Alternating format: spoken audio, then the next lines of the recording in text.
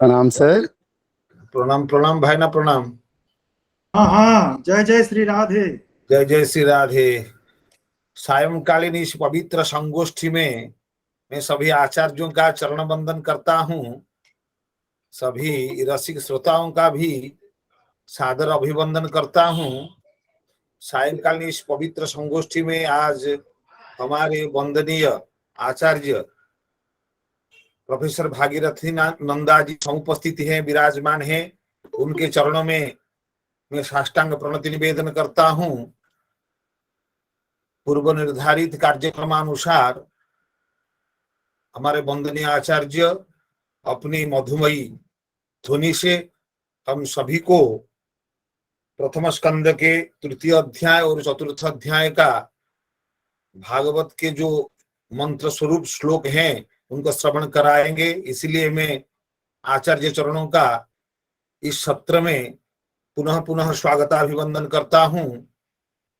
उनको सहायता देने के लिए श्रीमान रूपेश जी को भी अनुरोध करता हूँ कि आचार्य जी को वो भली भांति सहायता करे। इसलिए मैं आचार्य चरणों से निवेदन करता हूँ वो अपना कार्यक्रम अपना मधुमयी कंठ ध्वनि से हम सभी को आप्यायित करें। जय जय श्री राधे श्याम।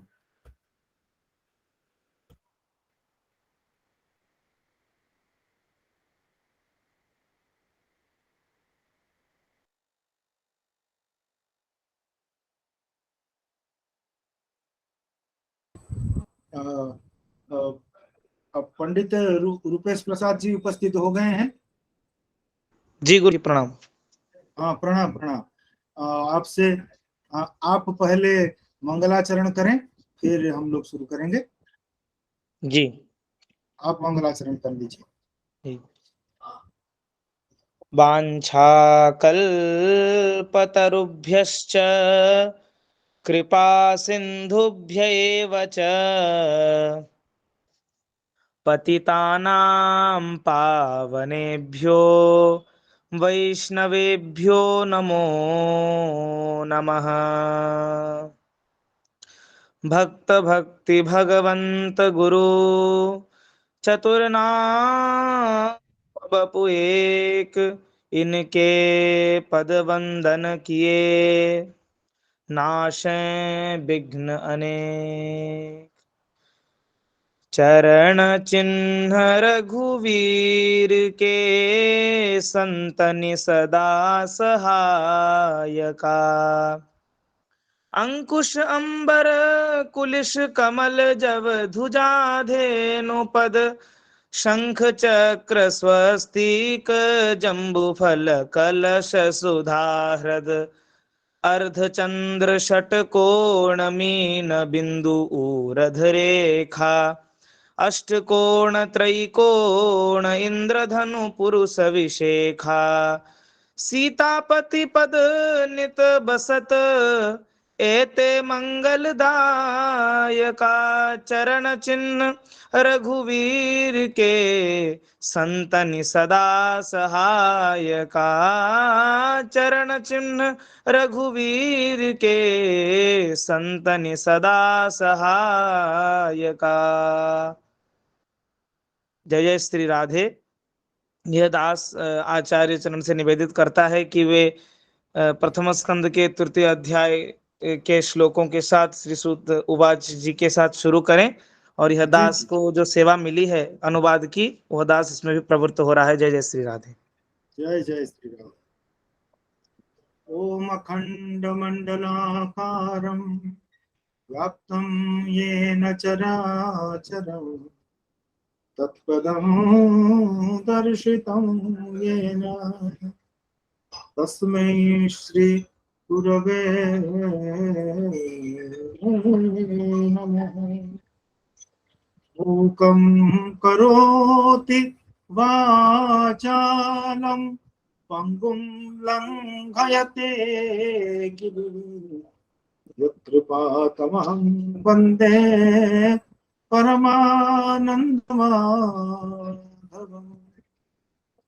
वंशी विभूषितकरा नवनीरदाभा पीताम्बरा दरुणबिम्ब फलाधरोष्ठा पूर्णेन्दुसुन्दरमुखा दरविन्दनेत्रा कृष्णात् परं किमपि तत्त्वमहं न जाने। अथ श्रीमद्भागवत महापुराणम् अथ प्रथमस्कन्धे तृतीयः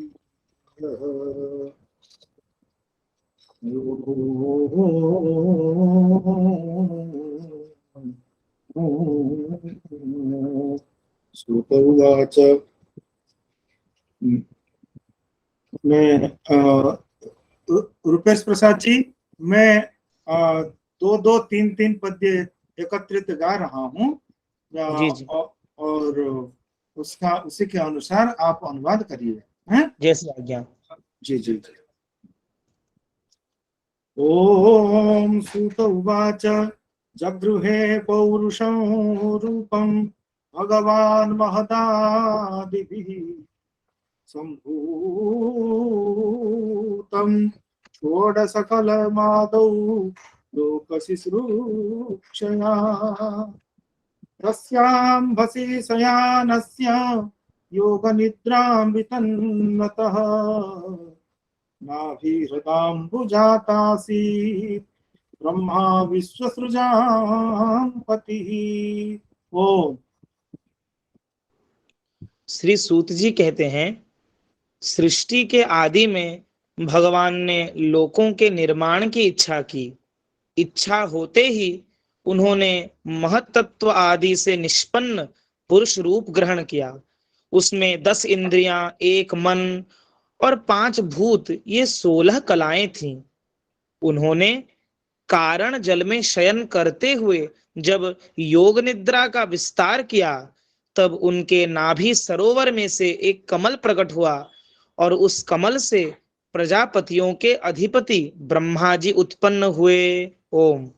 यस्यावयव संस्थानैः कल्पितो लोकविस्तरः तद्वै भगवतो रूपं विशुद्धं सत्त्वमूर्जितम्।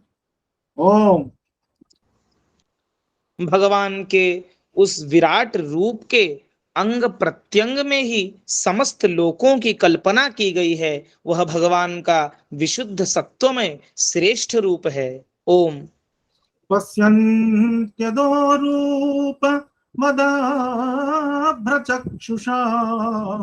सहस्रपादोरु भुजाननाद्भुतम् सहस्रमूर्ध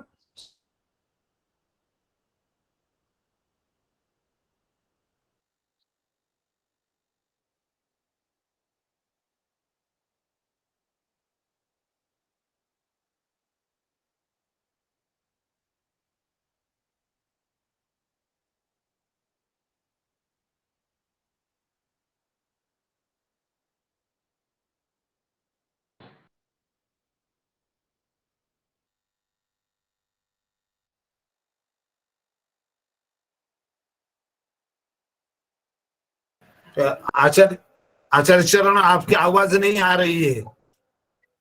जय जय श्री राधे। आचार्य चरण, आपकी आवाज नहीं आ रही है।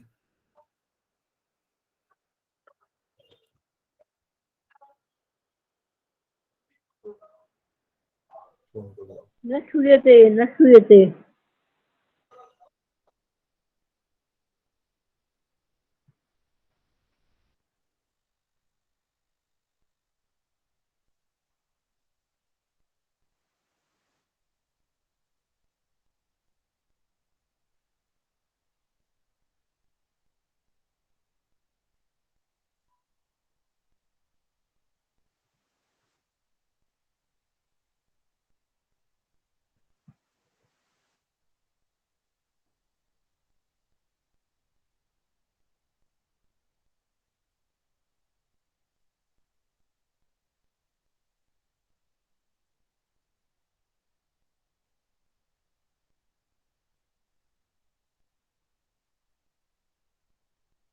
किमपि न श्रूयते। इदानीं साम्प्रतं सम्पर्कः विधास्यते।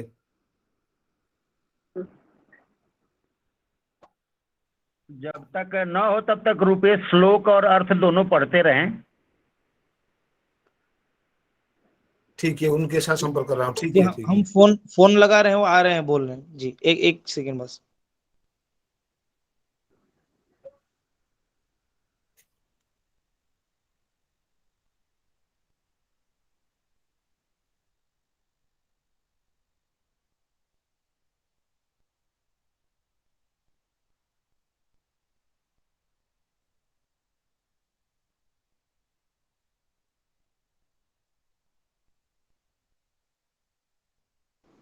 अली प्रसाद जी, हाँ हाँ हाँ, आप घर में इन्वर्टर लग रहा है ना, तो इसलिए थोड़ा सा कष्ट हुआ। ठीक है, ठीक है। अभी कोई दिक्कत नहीं, अभी आ गई आवाज आ गई। अभी कोई क्लेश नहीं है। मैं ठीक है। आवाज आ रही है? हाँ हाँ गुरु जी, आ रहे हैं। पश्यन्त्यदोरूपमदभ्रचक्षुषा सहस्रपादोर्भुजाननाद्भुतम् सहस्रमूर्ध श्रवणाक्षिनासिकम् सहस्रमौल्यं वरकुण्डलोल्लक। ओम। योगी लोग दिव्य दृष्टि से भगवान के उस रूप का दर्शन करते हैं। भगवान का वह रूप हजारों पैर, जांघें, भुजाएं और मुखों के कारण अत्यंत विलक्षण है। उसमें सहस्रों सिर, हजारों कान, हजारों आंखें, हजारों नासिकाएं हैं। हजारों मुकुट, वस्त्र और कुंडल आदि आभूषणों से वह उल्लसित रहता है। ओम। एतन्नानावताराणां निधानं बीजमव्ययम्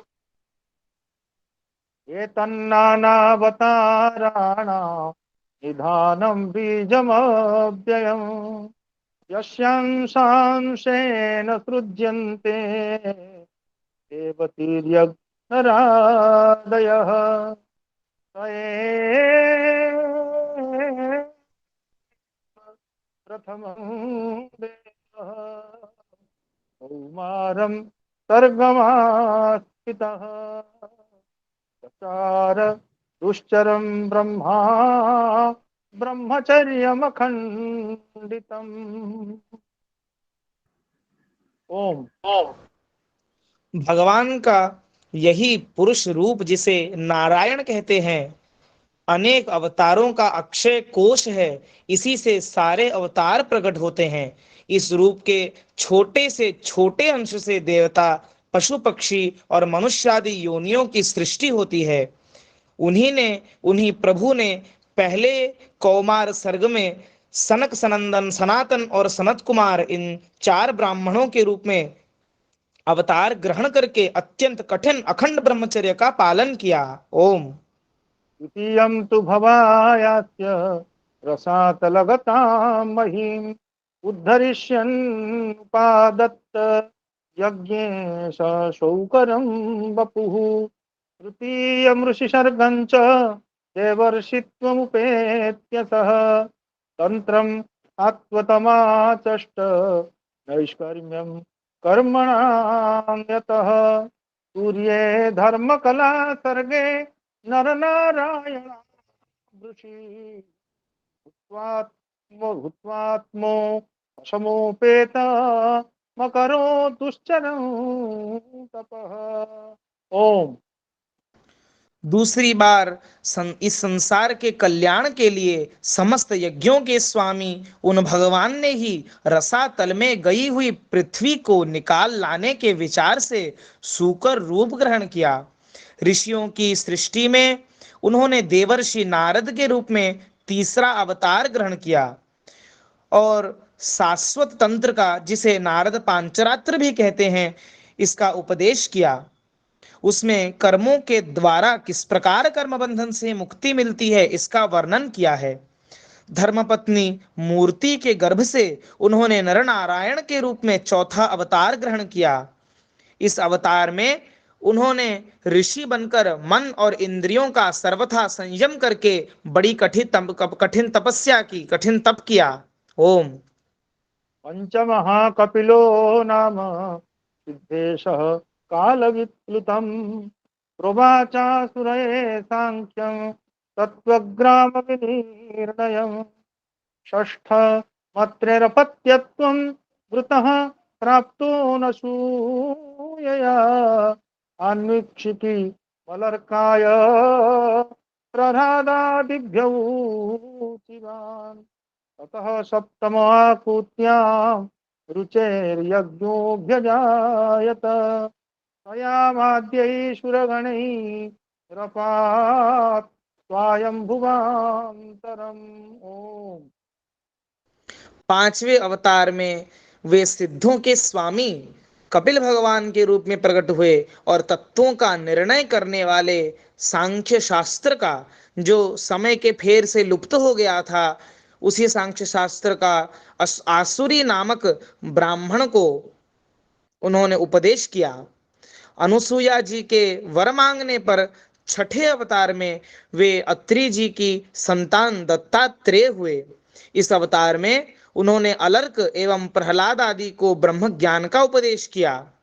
सातवीं बार रुचि प्रजापति की आकुति नामक पत्नी से यज्ञ के रूप में उन्होंने अवतार ग्रहण किया और अपने पुत्र याम आदि देवताओं के साथ स्वयंभू मनवंतर की रक्षा की। ओम। अष्टमे मेरुदेव्यां तु नाभेर्जात उरुक्रमः दर्शयन् वर्त्मधा धीराणां सर्वाश्रम नमस्कृतम् ऋषिभिर्याचितो भेजे नवमं पार्थिवं वपुः दुग्धे मामौषधीर्विप्रा तेनायं सौषत्तमः। ओम। राजा नाभि की पत्नी मेरु देवी के गर्भ से ऋषभ देव के रूप में भगवान ने 8वां अवतार ग्रहण किया। इस रूप में उन्होंने परमहंसों का वह मार्ग जो सभी आश्रमियों के लिए वंदनीय है, उसी मार्ग को दिखाया। ऋषियों की प्रार्थना से 9वीं बार वे राजा पृथु के रूप में अवतीर्ण हुए। हे शौनकादि ऋषियों, इस अवतार में उन्होंने पृथ्वी से समस्त औषधियों का दोहन किया था। इससे यह अवतार सबके लिए बड़ा ही कल्याणकारी हुआ। ओम। रूपं स जगृहे मात्यं चाक्षुषोदधिशं प्लवे नाव्यारोप्य महीमया वपाद्वैवस्वतं मनु सुरासुराणामुदधिं मथ्नता दराचलं दध्रे कमठरूपेण पृष्ठ एकादशे धान्वन्तरं द्वादशमं त्रयोदशममेव च अपायय सुरानन्या मोहिन्या मोहयन् स्त्रिया। ओम।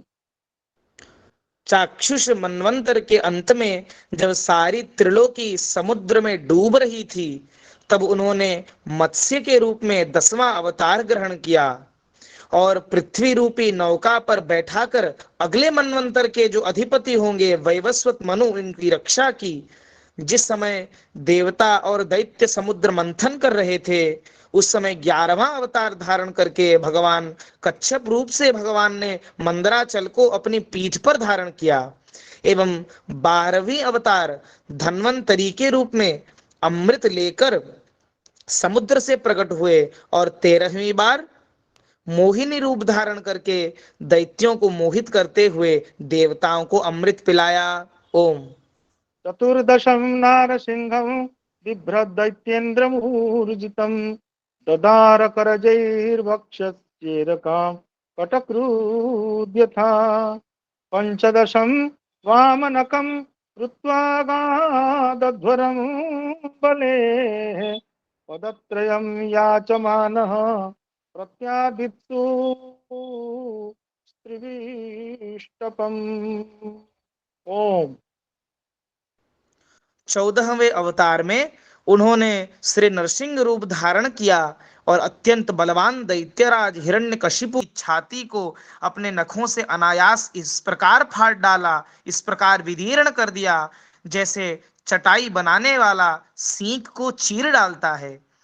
15वीं बार बामन का रूप धारण करके भगवान ने दैत्यराज बलि के यज्ञ में भगवान गए। वे चाहते तो थे कि त्रिलोकी का राज्य जाए, वे चाहते तो त्रिलोकी का राज्य थे, परंतु मांगी उन्होंने केवल 3 पग पृथ्वी।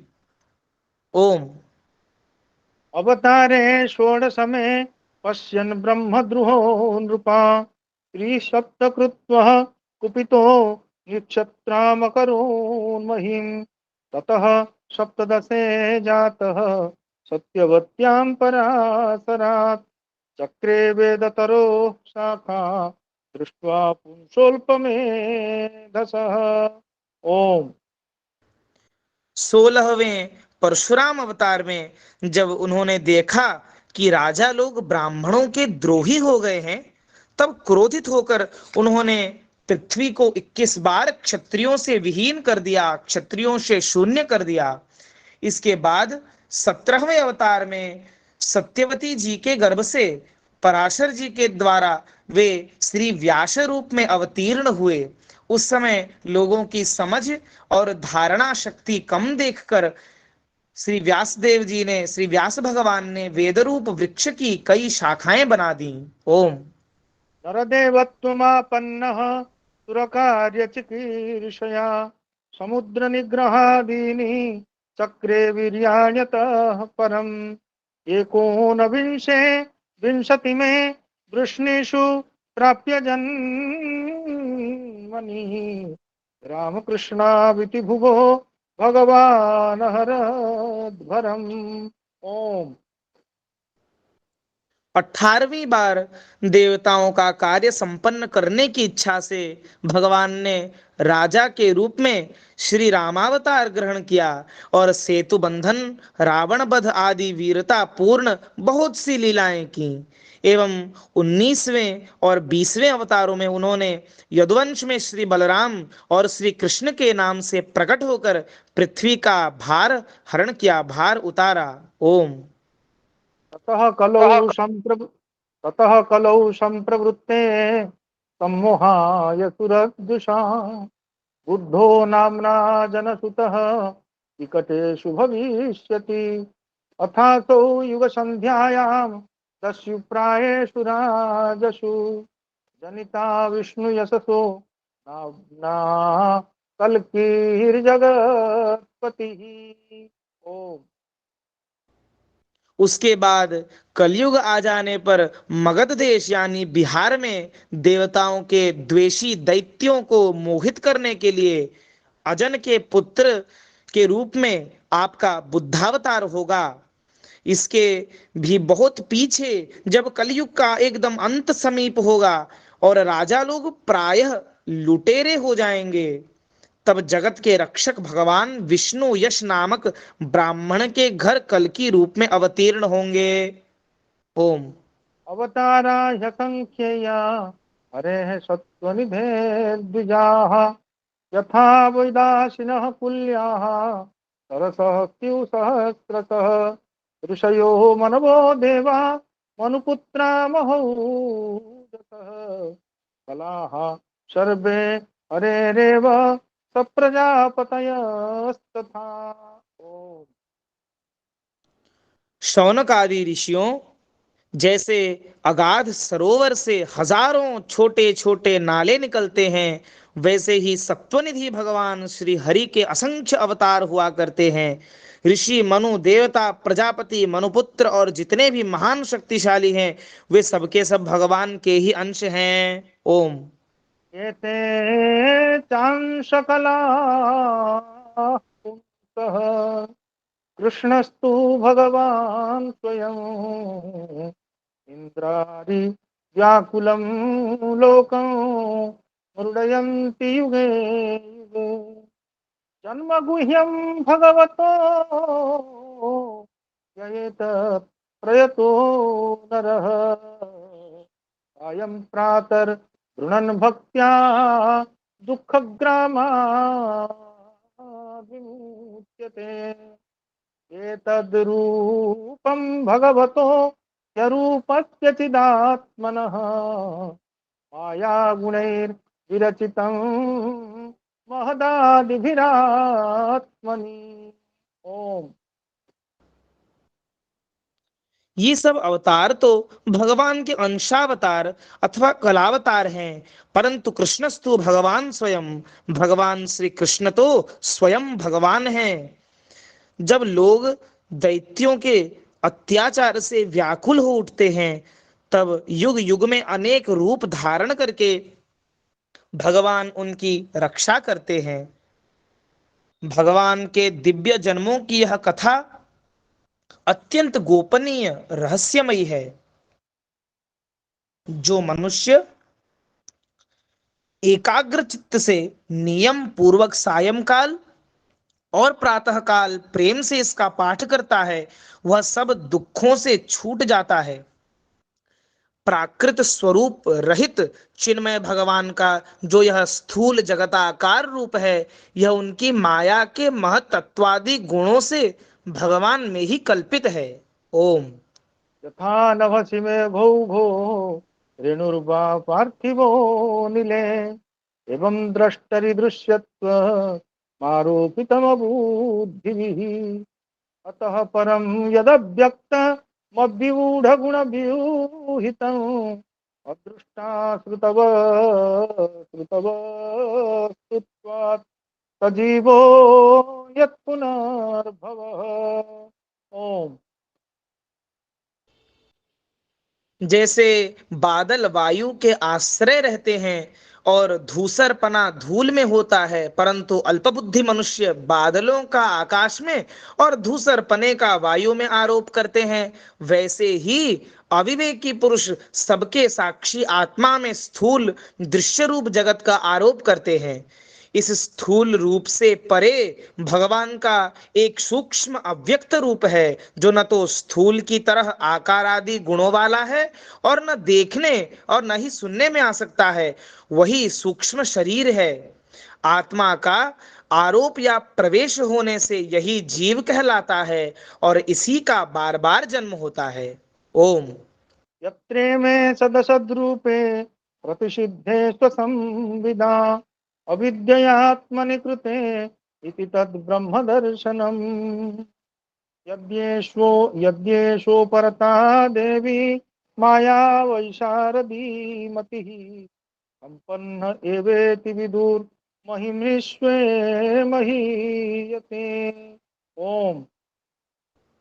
उपर्युक्त सूक्ष्म और स्थूल शरीर अविद्या से ही आत्मा में आरोपित हैं।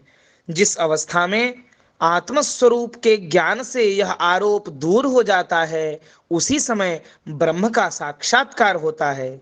तत्वज्ञानी लोग जानते हैं कि जिस समय यह बुद्धि रूपा परमेश्वर की माया निवृत्त हो जाती है, उस समय जीव परमानंदमय हो जाता है और अपनी स्वरूप महिमा में प्रतिष्ठित हो जाता है। ओम। एवं जन्मानि कर्माणि यकर्तुरजनस्य च वर्णयन्ति स्म कवयो वेदगुह्यानि हृत्पतेः। ओम। वास्तव में जिनके जन्म नहीं है और कर्म भी नहीं है, उन हृदयेश्वर भगवान के अप्राकृत जन्म और कर्मों का तत्वज्ञानी लोग इसी प्रकार वर्णन करते हैं, क्योंकि उनके जन्म और कर्म वेदों के अत्यंत गोपनीय रहस्य हैं। ओम। सभाइदं विश्वममोघलीलः सृजत्यवत्यति न सज्जतेऽस्मिन् भूतेषु चान्तर्हितात्मतन्त्रः षड्वर्गिकं जिघ्रति षड्गुणेशः न चास्य कश्चिन् निपुणेन धातु प्रवैति जन्तुः कुमनीषऊतिः नामानि रूपाणि मनोवचोभिः सन्तन्वतो नटचर्यामिमाम्।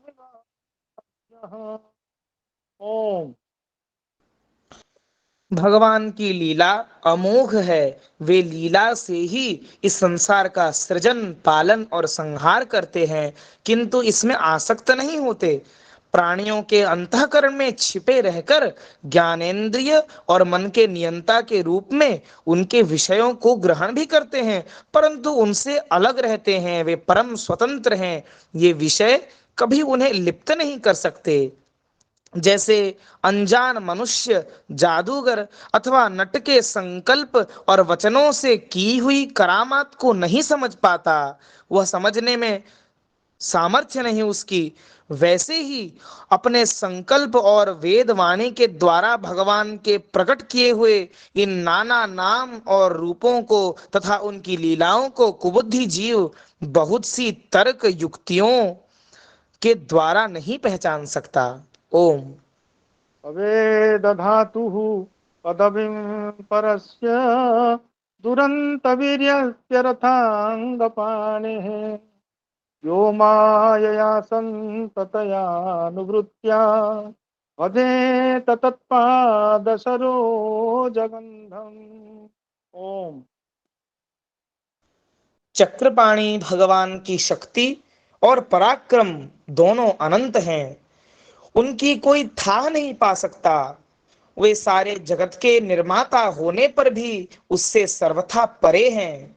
उनके स्वरूप को अथवा उनकी लीला के रहस्य को वही जान सकता है जो नित्य निरंतर निष्कपट भाव से उनके श्री चरण कमलों की दिव्य सुगंध का सेवन करता है, सेवा भाव से उनके चरणों का चिंतन करता है। ओम। अथेह धन्या भगवन्त इत्थं यद्वासुदेवे किल लोकनाथे कुर्वन्ति सर्वात्मकमात्मभावम् न यत्र भूयः परिवर्तउग्रः। ओम। हे सनकादि, हे शौनकादि ऋषियों, आप लोग बड़े ही सौभाग्यशाली तथा धन्य हैं जो इस जीवन में और विघ्न बाधाओं से भरे इस संसार में समस्त लोकों के स्वामी भगवान श्री कृष्ण, वह कृष्ण से वह सर्वात्मक आत्मभाव, वह अनिर्वचनीय अनन्य प्रेम करते हैं, जिससे फिर इस जन्म मरण रूप संसार के भयंकर चक्र में नहीं पड़ना होता। ओम। भागवतं नाम पुराणं ब्रह्म संहितं उत्तमश्लोकचरितं चकार भगवान् ऋषिः निःश्रेयसाय लोकस्य धन्यं स्वस्त्ययनं महत् तदिदं ग्राहयामास सुतमात्मवतां परम् सर्ववेदेतिहासानां सारं सारं समूद्धृतं तु संश्रावयामास महाराजं परीक्षितम्। ओम। भगवान श्री वेदव्यास जी ने यह वेदों के समान भगवत चरित्र से परिपूर्ण भागवत नाम का पुराण बनाया है। उन्होंने इस श्लाघनीय, कल्याणकारी और महान पुराण को लोगों के परम कल्याण के लिए अपने आत्मज्ञानी शिरोमणि पुत्र को ग्रहण कराया। इसमें सारे वेद और इतिहासों का सार सार संग्रह किया गया है। सुखदेव जी ने राजा परीक्षित जी को यह सुनाया। ओम। प्रायोपविष्टं गंगायां परितं परमर्षिभिः तत्र कीर्तयतो विप्रा विप्रस्तेर्भूरितेजसः अहं चाद्यगमं तत्र निविष्टस्तदनुग्रहात् सोऽहं वः श्रावयिष्यामि यथाधीतं यथावति कृष्णे स्वधामोपगते धर्मज्ञानादिभिः सह फलौ नष्टदृशामेष पुराणार्को धुनोदितः। ओम। उस समय वे परम ऋषियों से घिरे हुए आमरण अनशन का व्रत लेकर गंगा तट पर बैठे हुए थे। भगवान श्री कृष्ण जब धर्म ज्ञान आदि के साथ अपने परम धाम को पधार गए, तब इस कलयुग में जो लोग अज्ञान रूपी अंधकार से अंधे हो रहे हैं, उनके लिए यह पुराण रूपी सूर्य इस समय प्रकट हुआ है। हे शौनकादि ऋषियों, जब महातेजस्वी श्री सुखदेव जी महाराज वहां इस पुराण की कथा कह रहे थे, तब मैं भी वहां बैठा था। वहीं मैंने उनकी कृपा पूर्ण अनुमति से इसका अध्ययन किया। इसलिए मेरा जैसा अध्ययन है, मेरी बुद्धि ने जितना जिस प्रकार इसको ग्रहण किया है, उसी के अनुसार इसे मैं आप लोगों को सुनाऊंगा। ओम। श्रीमद्भागवते महापुराणे प्रथम स्कंधे तृतीयः श्रीकृष्णार्पणमस्तु। अथ चतुर्थः व्यास उवाच इति ब्रुवाणं संस्तूय मुनीनां दीर्घशत्रिणां वृद्धः कुलपतिः सूतं बभूचः शौनको ब्रवीत्। ओम।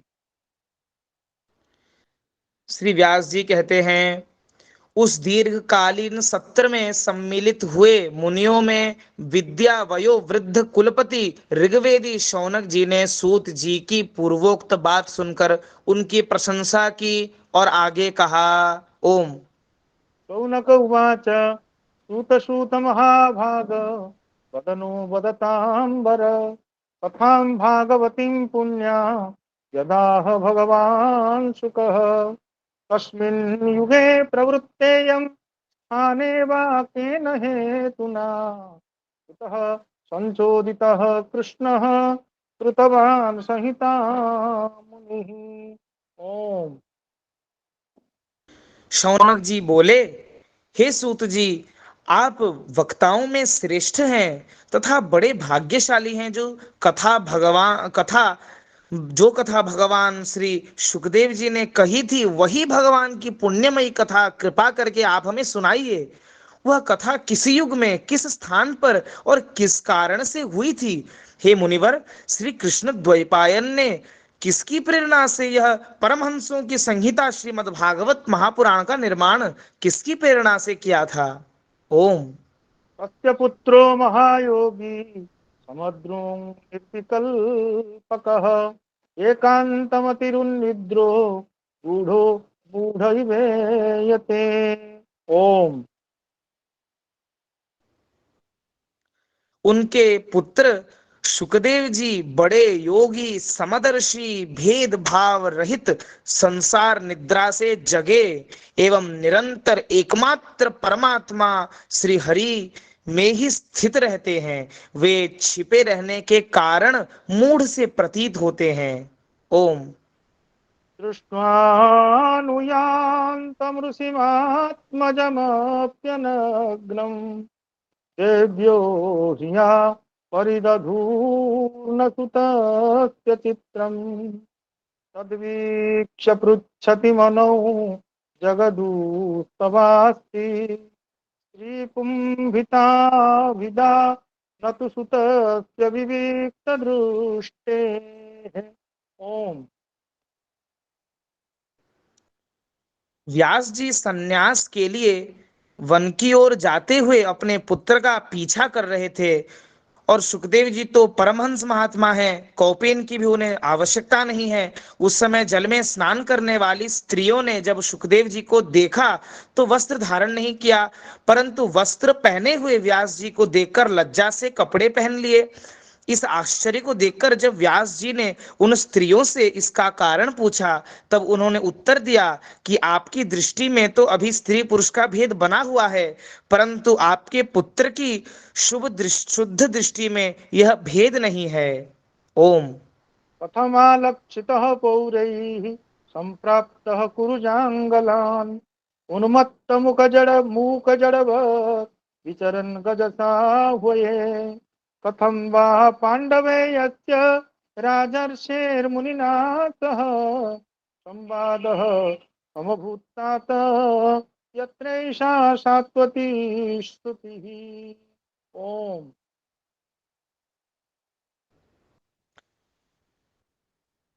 रुपेश जी। गुरु जांगल देश में पहुंचकर हस्तिनापुर में वे पागल, गूंगे तथा जड़ के समान विचरते होंगे। नगरवासियों ने उन्हें कैसे पहचाना? पांडव नंदन राजर्षि परीक्षित जी का इन मौनी सुखदेव जी के साथ संवाद आखिर कैसे हुआ, जिसमें यह भागवत संहिता कही गई? ओम। गोदोहनमात्रं हि गृहेषु गृहमेधिनाम् अवेक्षते महाभाग कीर्तिकुर्वन् सदाश्रमम् अभिमन्युसुतं सूत प्राहुर्भागवतोत्तमो तस्य जन्म महाश्चर्यं कर्माणि च गृणीहिनः। ओम।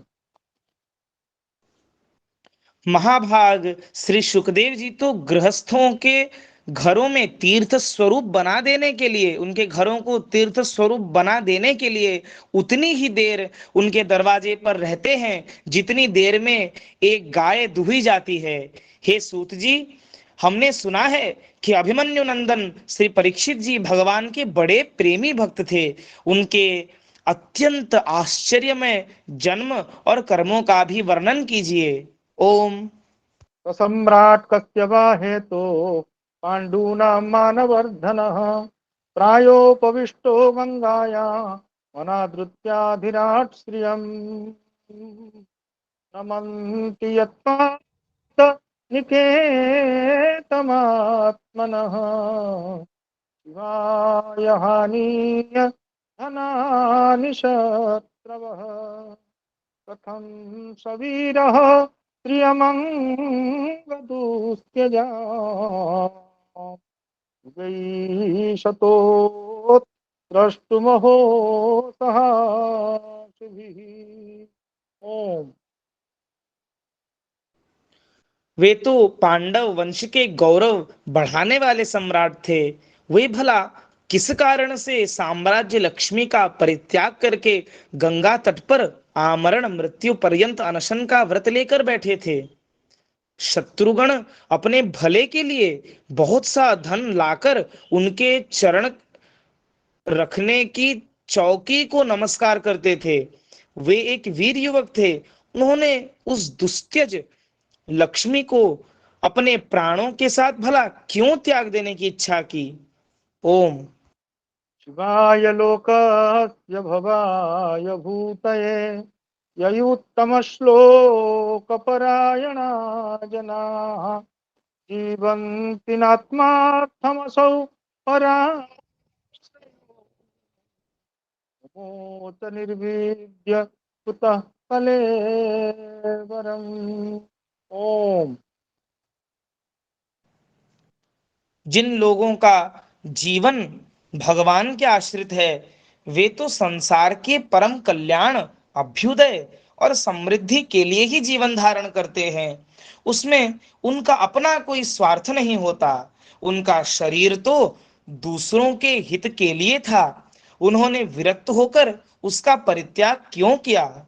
ओम। तत्सर्वं न समाचक्ष्व दुष्टो यदिह किंचन मन्ये त्वां विषये वाचा नातमन्यत्र छान्दसात्। ओम। वेदवाणी को छोड़कर अन्य समस्त शास्त्रों के आप पारदर्शी विद्वान हैं। हे सूत जी, इसलिए इस समय जो कुछ हमने आपसे पूछा है वह सब कृपा करके हमें कहिए। ओम।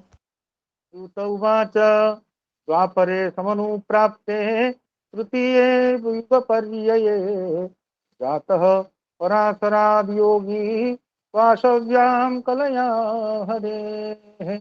ओम। सूत जी ने कहा, इस वर्तमान चतुर्युगी के तीसरे युग द्वापर में महर्षि पराशर के द्वारा कन्या सत्यवती जी के गर्भ से भगवान के कलावतार योगीराज भगवान श्री व्यास जी का जन्म हुआ। ओम। कदाचित् सरस्वत्याः उपस्पृश्य जलं शुचिः विविक्त एक आसीन उदिते रविमण्डले। ओम। एक दिन वे सूर्योदय के समय सरस्वती के पवित्र जल में स्नानादि करके एकांत पवित्र स्थान पर बैठे हुए थे। ओम। परावरज्ञः शरुषिः कालेन व्यक्तरङ्घसा युगधर्मव्यतिकरं प्राप्तं भुवि युगे युगे। ओम। महर्षि व्यास जी त्रिकाल दृष्टा महात्मा थे। वे तो भूत और भविष्य को जानते थे। उनकी दृष्टि अचूक थी।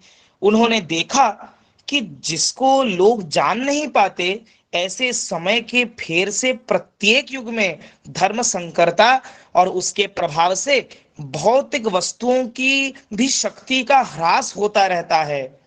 संसार के लोग श्रद्धाहीन और शक्ति रहित हो जाते हैं। ओम। भौतिकानां च भावानां शक्तिह्रासं तत्कृतम् अश्रद्धधाना निष्ठत्वात् दुर्मेधान् हृषितायुषः दुर्भगांश्च जनान् वीक्ष्य मुनिर्दिव्येन चक्षुषा सर्ववर्णाश्रमाणां यत् दध्यौ हितममो भद्रु। ओम। संसार के लोग श्रद्धाहीन और शक्ति रहित हो जाते हैं। उनकी बुद्धि कर्तव्य का ठीक ठीक निर्णय नहीं कर पाती और आयु भी तो कम हो जाती है। लोगों की इस भाग्यहीनता को देखकर उन मुनीश्वर ने अपनी दिव्य दृष्टि से समस्त वर्णों और समस्त आश्रमों का हित कैसे हो, इस पर विचार किया। ओम।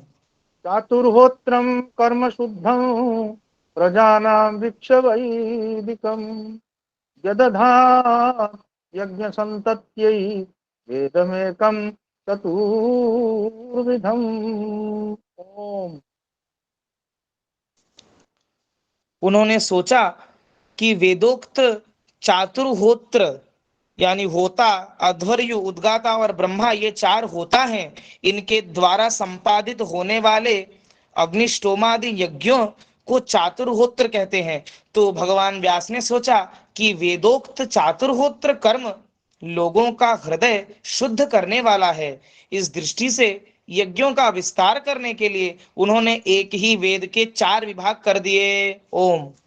ऋग्यजुः सामाथर्वाख्या वेदाश्चत्वारौ धृताः इतिहास पुराणं च पंचमो वेद उच्यते। ओम।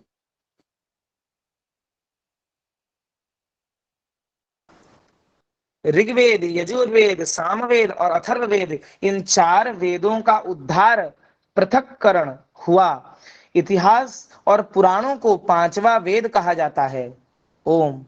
तत्र ऋग्वेदधरः पैलः सामगो जैमिनिः कविः वैशम्पायन एवैको निष्णातो यजुषामुत अथर्वाङ्गिरसामासीत् सुमन्तुर्दारुणो मुनिः इतिहास पुराणानां पिता मे रोमहर्षणः।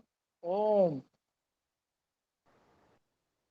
उनमें से ऋग्वेद के पैल ऋषि, सामगान के विद्वान जैमिनी एवं यजुर्वेद के एकमात्र स्नातक श्री वैशंपायन जी हुए।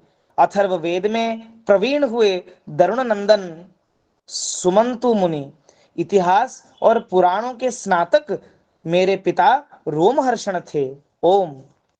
एतर्षयो वेदं त्वं त्वं यस्यन्ननेकधा शिष्यैः प्रशिष्यैः तच्छिष्यैः वेदास्ते साखिनो भवन् स एव वेदा दुर्मेधैः आर्यन्ते पुरुषैः यथा एवं चकार भगवान् व्यासः कृपणवत्सलः। ओम। इन पूर्वोक्त ऋषियों ने अपनी अपनी शाखा को और भी अनेक भागों में विभक्त कर दिया। इस प्रकार शिष्य प्रशिष्य और उनके शिष्यों द्वारा वेदों की बहुत सी शाखाएं बन गईं। कम समझने वाले पुरुषों पर कृपा करके भगवान श्री वेदव्यास जी ने इसलिए ऐसा विभाग कर दिया कि जिन लोगों को स्मरण शक्ति नहीं है या उनकी कम स्मरण शक्ति है, वे भी वेदों को धारण कर सकें। ओम। श्रीशूद्रद्विजबन्धूनां त्रयीन श्रुतिगोचरा परमश्रेयसि मूढानां श्रेय एवं भवेदिह इति भारतमाख्यानं कृपया मुनिना कृतम्। ओम। स्त्री शूद्र और पतित द्विजाति, इन तीनों को ही वेद श्रवण का अधिकार नहीं है, इसीलिए वे कल्याणकारी शास्त्रोक्त कर्मों के आचरण में भूल कर बैठते हैं। अब इसके द्वारा उनका भी कल्याण हो जाए, यह सोचकर महामुनि श्री भगवान व्यास जी ने बड़ी कृपा करके महाभारत इतिहास की रचना की। ओम। एवं प्रवृत्तस्य सदा श्रेयसी द्विजाः सर्वात्मकेनापि यदा नातुष्य हृदयं ततः। ओम। हे शौनकादि ऋषियों, यद्यपि व्यास जी इस प्रकार अपनी पूरी शक्ति से सदा सर्वदा प्राणियों के कल्याण में ही लगे रहे, तथापि उनके हृदय को संतोष नहीं हुआ। ओम। नाति प्रसीदहृदयः सरस्वत्यास्तटे शुचौ वितर्कयन् विविक्तस्थः इदं प्रोवाच धर्मवीर। ओम। उनका मन कुछ खिन्न सा हो गया। सरस्वती जी के नदी के पवित्र तट पर एकांत में बैठकर धर्मवेत्ता भगवान श्री व्यास जी मन ही मन विचार करते हुए इस प्रकार कहने लगे। ओम। कृतव्रतेन हि मया शन्तांसि गुरवोऽप्नयः मानिता निर्व्यलीकेन गृहीतं चानुशासनम्। ओम। वे कहने लगे कि अरे, मैंने तो निष्कपट भाव से ब्रह्मचर्य आदि व्रतों का पालन करते हुए वेद, गुरुजन और अग्नियों का सम्मान किया है और उनके आज्ञा का पालन भी किया है। ओम। भारतव्यपदेशे साम्नायार्थश्च दर्शितः दृश्यते यत्र धर्मादि श्रीशूद्रादिभिरप्युत। ओम। महाभारत की रचना के बहाने मैंने वेद के अर्थ को ही खोल दिया है। ऐसा श्री व्यास जी कहते हैं कि महाभारत की रचना के बहाने मैंने वेद के अर्थ को ही खोल दिया है। क्यों खोल दिया है? जिससे स्त्री शूद्र आदि भी अपने अपने धर्म कर्म का ज्ञान प्राप्त कर लेते हैं। ओम। अथापि बत मे दैहो यात्मा चैवात्मना विभुः असम्पन्नैवा भाति ब्रह्मवर्चस्व ओम। यद्यपि मैं ब्रह्म तेज से संपन्न हूं, मैं समर्थ हूं, तथापि मेरा हृदय कुछ अपूर्ण काम सा जान पड़ता है। ऐसा श्री व्यास जी कहते हैं। ओम। किं वा भागवता धर्मा न प्रायेण निरूपिता प्रियाः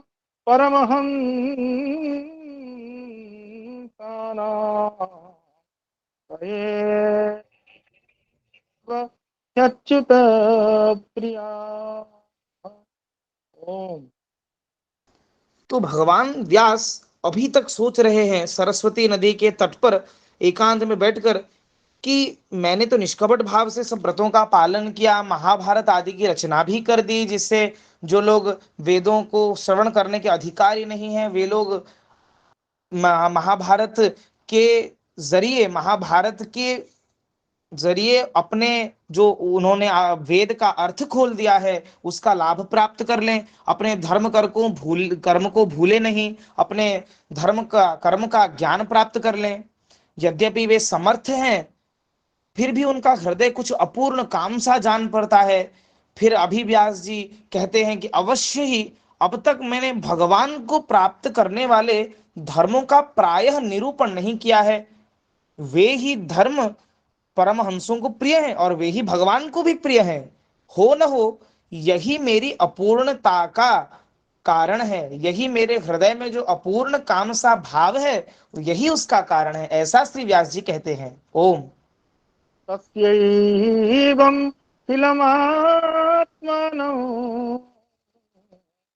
मन्यमानस्य खीद्यतः कृष्णस्य नारदोऽभ्यागा आश्रमं प्रागुदाहुतम्। ओम।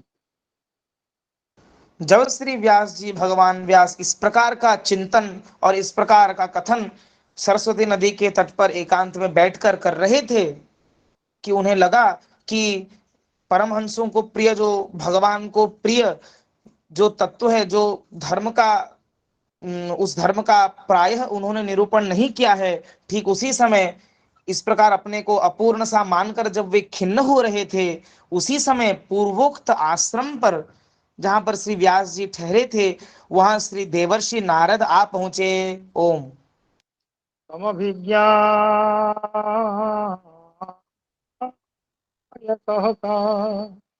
प्रत्युत्थायागतं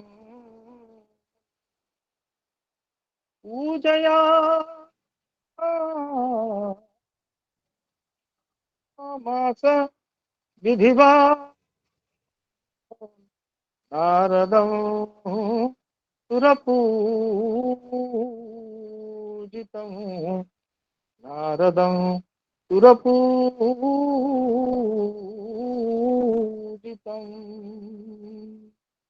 ओम। तो जिस प्रकार हमने श्रवण किया था पहले भगवान के 24 अवतारों में कि नारद जी भी भगवान के अवतार ही हैं और व्यास भगवान भी भगवान के अवतार हैं, तो जब व्यास भगवान इस प्रकार चिंतित थे और किस धर्म का निरूपण उन्होंने नहीं किया यह सोचकर वे खिन्न हो रहे थे, एवं जब नारद जी उनके आश्रम पर पधारे तो उन्हें आया देखकर व्यास जी तुरंत खड़े हो गए मर्यादा के कारण, और उन्होंने देवताओं के द्वारा सम्मानित भगवत अवतार देवर्षि नारद जी की विधि पूर्वक पूजा की। ओम। श्रीमद्भागवते महापुराणे प्रथम स्कंधे चतुर्थः श्री कृष्णार्पणमस्तु। अब मैं निवेदन करता हूँ पंडित रूपेश जी से कि वे महामंत्र का संकीर्तन करें और संकीर्तन के साथ समाप्ति होगी। गुरु जी आज्ञा हो तो आज 24 अवतारों का स्मरण हुआ है तो नाभा जी का छप्पे पाठ करके फिर संकीर्तन करूं। हाँ हाँ करिए करिए। 24 रूप लीला रुचिर श्री अग्रदास उर पद धरो, जय जय मीन वराह कमठ नर हरि बलि बावन, परशुराम रघुवीर कृष्ण कीरति जग पावन, बुद्ध कल की अरु व्यास पृथु हरिहंस मनवंतर, यज्ञ ऋषभ हयग्रीव ध्रुव वर देन धन्वंतर, बद्रीपते दत्त कपिल देव सनकादिक करुणा करो, 24 रूप लीला रुचिर श्री अग्रदास उर पद धरो, 24 रूप लीला रुचिर श्री अग्रदास उर पद धरो। हरे कृष्णा कृष्णा कृष्णा हरे हरे, हरे राम राम राम हरे हरे, हरे कृष्णा कृष्णा कृष्णा हरे हरे, हरे राम राम राम हरे हरे, हरे कृष्णा कृष्णा कृष्णा हरे हरे, हरे राम राम राम हरे हरे, हरे कृष्णा कृष्णा कृष्णा हरे हरे, हरे राम राम राम हरे हरे। जय जय श्री राधे, जय गौर, जय निताई। और बोल ग्रंथराज श्रीमद् भागवत महापुराण की जय जय जय राधे। समस्त सुधी श्रोतृ वृंद की जय जय। आज जय के परम पूज्य आनंद की जय। जय पूज्य भागीरथी बोल नंदाज रूपेश महोदय की महाराज जय। की जय विशेष सूचना है, जय जय श्री राम। यह विशेष फूके सूचना फूके है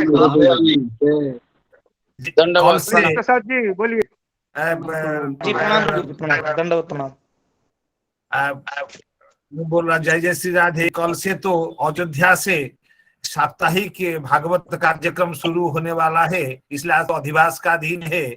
इसलिए कल प्रातः 8 बजे से 11 बजे तक इसी सत्र का माने इस भागवत पारायण का सत्र चलेगा, प्रातःकालीन सत्र। फिर सायंकालीन 5 बजे से 8 बजे तक सायंकालीन, सुबह 8 बजे से 11 बजे तक सुबह चलेगा, 3-3 घंटे तक चलेगा। इसीलिए मैं सभी रसिक श्रोताओं से निवेदन करता हूं कि अपनी समय अनुसार, अपनी इच्छा अनुसार, अपनी अनुकूलता के मुताबिक वो उसी कार्यक्रम में ग्रहण कर सकते हैं। हमने जो लिंक भेजते आ रहे हैं उसी ग्रुप में भी, समूह में हमारा लिंक जाएगा। उस लिंक के जरिए, लिंक के माध्यम में उस कथा का श्रवण करके लाभ उठा सकते हैं हमारे श्रोतृगण। जब इच्छा हो, जैसी इच्छा हो, जब जिसी की अनुकूलता हो, अनुकूलता के अनुसार आप सब उसी कथा में आप उपस्थित हो सकते हैं, विराजमान हो सकते हैं। इसलिए सभी श्रोतागणों को मेरा यह विनम्र निवेदन, साष्टांग निवेदन। कल हमारे दोनों आचार्य वहां पर ही वहां से ही कथा का प्रसारण करेंगे। सप्ताह 27 अक्टूबर से सितंबर से 3 अक्टूबर तक यह कथा चलेगी। उसमें भी सब सार कथा हम श्रवण कर पाएंगे। इसे विनम्र निवेदन है, जिसकी अपनी अपनी इच्छा अनुसार, अनुकूलता अनुसार इस कथा में संयुक्त हो सके आप। इसीलिए मैं सभी को प्रणाम निवेदन करते हुए इस सत्र का विराम करने के लिए अनुमति चाहता हूँ। जय जय श्री राधे। काली प्रसाद प्रभु जी, हाँ काली प्रसाद प्रभु जी बोलिए। यही लिंक रहेगा, यही लिंक रहेगा, टाइम बदल जाएगा, यही लिंक रहेगा। हाँ समय बदल जाएगा, लेकिन जैसे सवेरे 8 बजे प्रातः हमारा प्रतिदिन आरंभ होता है, वही 8 बजे शुरू होगा। लेकिन 8 बजे से 9 बजे तक हम लोग अवसान कर लेते थे, ये 11 बजे तक चलेगा। और सायंकाल में 5 बजे से 8 बजे तक, सायंकाल में 5 बजे से 8 बजे तक यही समान लिंक, जिस लिंक में हम लोग सारे एकत्रित होते हैं, इसी लिंक में ही सारे वहां उसमें भी उपस्थित रहेंगे। इसलिए कोई लिंक में भेद नहीं है, लेकिन समय में थोड़ा सा थोड़ी सी अधिकता है।